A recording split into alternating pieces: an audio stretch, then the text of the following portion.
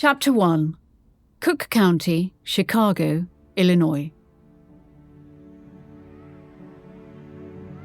May 21st, 1924. 14-year-old Bobby Franks was one of the last boys out of class that day, lingering on the steps of the Harvard School for Boys in the affluent Chicago district of Hyde Park.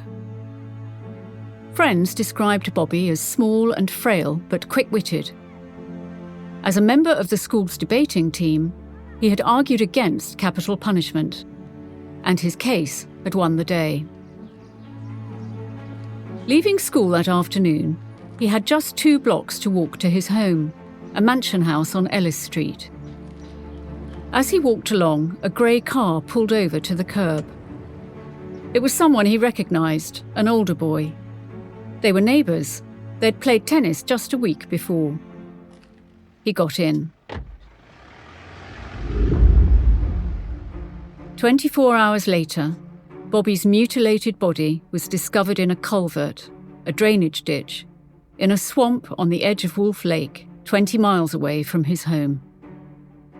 2 young men, Richard Dickie Loeb and Nathan Babe Leopold, were arrested and charged with Bobby's murder. Hear ye! Hear ye! Hear ye! All persons having business before this honorable court should draw nigh and give their attention, for this court is now in session. It's time to take our seats at the trial of Dickie and Babe. State's Attorney, Robert Emmett Crow. It's day 1. Dynamite Crow is on his feet.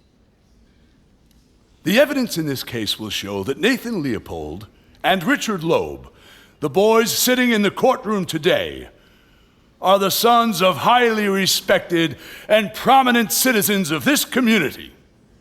Their parents gave them every advantage that wealth and indulgence could give boys.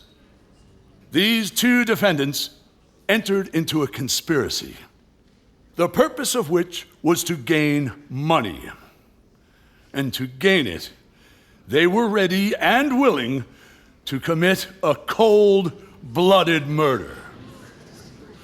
Let me tell you about the abandoned and malignant heart that is in the bosom of Loeb. He talked to newspapermen. This was when suspicion was directed against other people. One reporter said to him, "Well, Dickie, you must know this little Franks boy. He lives in your neighborhood. His brother goes to your school." And Loeb replied, "Yes, I know him well." "And what kind of a fellow is he?" asked the reporter.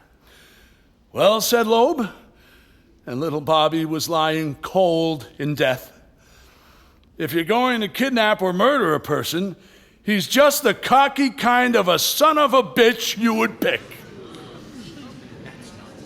The state will show, Your Honor, by facts and circumstances, by witnesses, by exhibits, by documents, that these men are guilty of the most cruel, cowardly, dastardly murder ever committed in the annals of American jurisprudence. When the state has concluded, when the defense has concluded, and the final arguments are read, in the name of the people of the state of Illinois, in the name of the womanhood and the fatherhood, and in the name of the children of the state of Illinois, we are going to demand the death penalty for both of these cold-blooded, cruel, vicious murderers.